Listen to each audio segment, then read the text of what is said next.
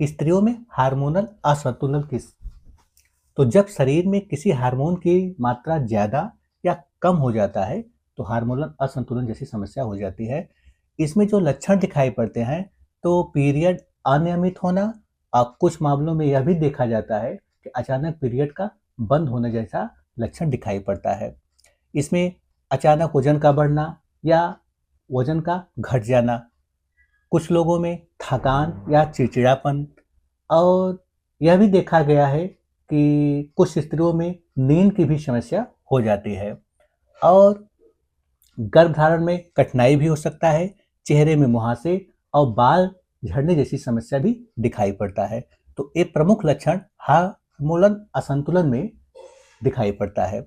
इसके जो कारण है तो पीसीओडी और पीसीओएस में भी यह समस्या हो सकता है। थायराइड की यदि समस्या है तो भी असंतुलन, हार्मोनल असंतुलन हो सकता है। तनाव में भी नींद की कमी की वजह से भी यह समस्या देखा जाता है और जिन लोगों का वजन बहुत बढ़ा हुआ है तो उनमें भी हार्मोनल असंतुलन की जैसी समस्या हो जाती है। इसके जो प्रकार हैं तो एस्ट्रोजन असंतुलन, तो एस्ट्रोजन हार्मोन की कमी या अधिकता की वजह से समस्या पैदा हो जाती है। इसमें अनियमित पीरियड, चिड़चिड़ापन, वजन बढ़ना जैसी समस्या दिखाई पड़ता है। प्रोजेस्टेरोन की समस्या, तो प्रोजेस्टेरोन हार्मोन की कमी के कारण गर्भ ठहरने में परेशानी, बार बार मिसकैरेज, नींद न आना, पीरियड के पहले बेचैनी हो सकता है। पीसीओएस या पीसीओडी, तो यह हार्मोनल असंतुलन का सबसे आम कारण है। इसमें पीरियड देर से आना, वजन बढ़ना, बांझपन की समस्या और कुछ मामलों में मुहासे या शरीर पर अधिक बाल जैसे लक्षण दिखाई पड़ते हैं। थायराइड हार्मोन असंतुलन, तो इसमें बहुत ज़्यादा थकान लगता है, बाल झड़ना और कुछ लोगों में ठंड या गर्मी ज़्यादा लगता है और पीरियड भी अनियमित हो जाता है। तो ऐसे लक्षण इसमें दिखाई पड़ते हैं।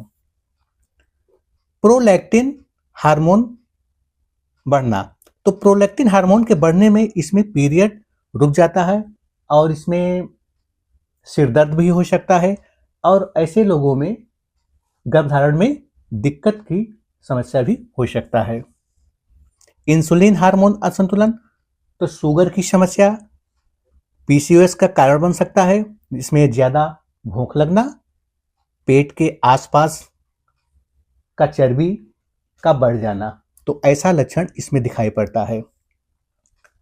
और कार्टिसोल, तो कार्टिसोल का बढ़ने की वजह से इसमें ज़्यादा तनाव, नींद की कमी, वजन बढ़ना और बार बार थकान लगता है। और लास्ट है रजनोवृत्त हार्मोन असंतुलन, तो ये हार्ट फ्लैश, पसीना, चिड़चिड़ापन, नींद न आना जैसे लक्षण रजनोवृत्त हार्मोन असंतुलन में दिखाई पड़ता है। तो इसके इतने प्रकार के टाइप हैं। यदि ऐसी समस्या है तो कोशिश करिए कि ऐसे मामलों में परहेज, डाइट भी बहुत इम्पॉर्टेंट है। इसके साथ साथ आपको कुछ और ध्यान देना होगा कि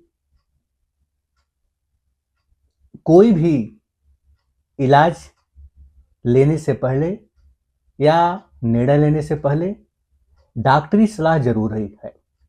खुद से कोई दवा लेने की भूल ना करें, क्योंकि कुछ मामलों में यह भी देखा जाता है कि स्त्रियां डायरेक्ट मेडिकल से या किसी से पूछकर दवा ले लेती हैं, तो यह ठीक नहीं है। तो इस बातों का आपको ध्यान देना होगा। और यह वीडियो केवल स्वास्थ्य संबंधी जानकारी हेतु है और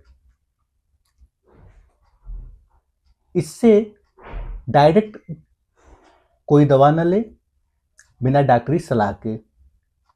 इसके साथ साथ कुछ बातों का और आपको ध्यान देना होगा कि ऐसे लोग जिनमें हार्मोनल असंतुलन की समस्या है तो कोशिश करें कि यदि दवा चल भी रहा है तो इसके साथ साथ परहेज पर भी ध्यान देना होगा कि जब तक आप परहेज नहीं करेंगे तो दवा का रोल उतना बेहतर बॉडी पर सिद्ध नहीं होगा।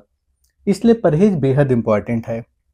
तो ऐसे लोगों में चिकना, मसाला, चाय, कॉफ़ी, मीठा, जंक फूड, शराब, स्मोकिंग और जो रेड मीट और प्रोसेस्ड मीट और कोल्ड ड्रिंक, तो इन सब चीज़ों से बिल्कुल परहेज करें। क्योंकि जब तक आप परहेज नहीं करेंगे और दवा चल भी रहा है, तब पर भी उसका असर बेहतर बॉडी पर नहीं दिखाई पड़ेगा। इसलिए परहेज बेहद इंपॉर्टेंट है। इसके साथ साथ इसमें डॉक्टर कुछ टेस्ट भी लिखते हैं और उसी आधार पर इसका दवा चलाते हैं। तो टेस्ट के लिए इसमें हार्मोनल ब्लड टेस्ट भी हो सकता है और थायराइड टेस्ट हो सकता है, अल्ट्रासाउंड, शुगर और इंसुलिन लेवल, तो इसका भी टेस्ट जरूरी होता है। तो जो टेस्ट जरूरी होता है उसी हिसाब से डॉक्टर इसका ट्रीटमेंट करते हैं और दवा चलाते हैं। इसके साथ साथ ऐसे मामलों में डाइट का भी रोल बहुत बेहतर है, क्योंकि जब तक आप डाइट बेहतर नहीं लेंगे तब तक इसका परिणाम आपको अच्छा नहीं दिखाई पड़ेगा। इसलिए इससे ऐसे मामलों में तो डाइट बहुत ही अच्छी डाइट ले और जो शरीर के लिए उपयोगी है उसे ही लिए। तो ऐसे मामलों में आप कोशिश करिए कि कम से कम सुबह के वक्त भीगा हुआ मूंग और चना थोड़ा, कम से कम एक आधी कटोरी, इसे एक 24 घंटे भिगोइए और उसके बाद आधी कटोरी नियमित लीजिए। तो इसे आप सलाद के साथ भी ले सकते हैं और प्रॉपर सादा भी ले सकते हैं। और देसी बजरी भी कारगर होता है, उसे भी आप भिगोकर उसे भी आधी कटोरी आप ले सकते हैं। तो जो उपलब्ध है उसे आप लीजिए। उसके आधे घंटे के बाद आप फल ले सकते हैं। तो फल में आप सेब भी ले सकते हैं, पपीता भी ले सकते हैं। तो इसे कम से कम आधी कटोरी लीजिए और उसके 1 घंटे के बाद भोजन में आप गेहूं का रोटी या गेहूं जौ का रोटी, इसे आप ले सकते हैं। सरसों की सब्जी के साथ मेथी की सब्जी, पालक, चौराई, बथुआ, तो इन सब सब्जी का सेवन करिए क्योंकि बहुत ही फायदेमंद होते हैं। और शाम के वक्त 4 से 6 के बीच में आप नारियल पानी लीजिए, नहीं तो सलाद लीजिए।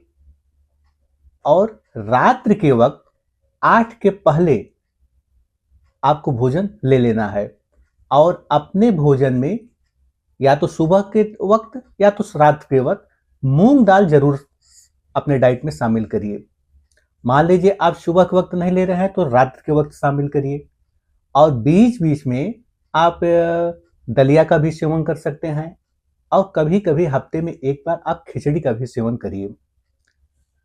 और इसके साथ साथ जो लोग मीट लेना पसंद करते हैं तो वो कोशिश करें कि मछली ले लीजिए, चिकन भी ले सकते हैं, लेकिन ये बहुत ज़्यादा मसालेदार और तीखा ना हो, उबला हुआ हो तो वह ज़्यादा कारगर होता है, शरीर के लिए काफ़ी फायदेमंद होता है। इसके साथ साथ आप अपने योग पर भी ध्यान दीजिए, क्योंकि जब तक आप योग पर ध्यान नहीं देंगे तब तक बेहतर डाइट और परहेज करते भी रहेंगे, तब पर भी बिना योग नहीं करेंगे तो भी समस्याएं उतना तेजी से ठीक नहीं होगा। इसलिए बेहद इंपॉर्टेंट है।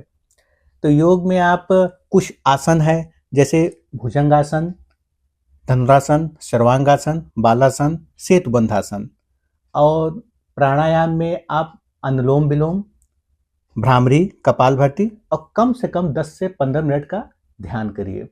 और यह भी ध्यान रखिए कि जो भी आप आसन और योग प्राणायाम करें तो उसमें पेट का खालीपन होना जरूरी है, क्योंकि सुबह खाली पेट ही ध्यान किया जाता है। और यदि कोई भी योग और आसन के वो करने पर आपको असहजता या परेशानी महसूस हो रहा है तो फिर उसे बिना डॉक्टरी की सलाह के तब न करें, क्योंकि कोई भी योग करने से पहले आप एक बार डॉक्टरी सलाह जरूर लें। इसके साथ साथ इसमें यह भी देखा गया है कि जिन लोगों में यह समस्या होता है तो इसी हार्मोनल असंतुलन की वजह से कुछ विटामिन की भी कमी हो जाती है, जैसे vitamin D, B12, B6, folic acid, vitamin B सी। और कुछ लोगों में यह भी देखा गया है स्त्रियों में कि ऐसे लोगों में हार्मोनल असंतुलन की वजह से कुछ पोषक तत्व की भी कमी हो जाती है, जैसे आयरन, मैग्नीशियम, जिंक और ओमेगा 3। तो जब तक आप अपने डाइट और परहेज पर ध्यान देंगे और अच्छी डाइट लेंगे तो ये सब विटामिन स्वतः ही शरीर में कमी नहीं होगा और आराम जल्द ही आपका आराम मिलेगा और दवा भी ठीक से काम करेगा तब।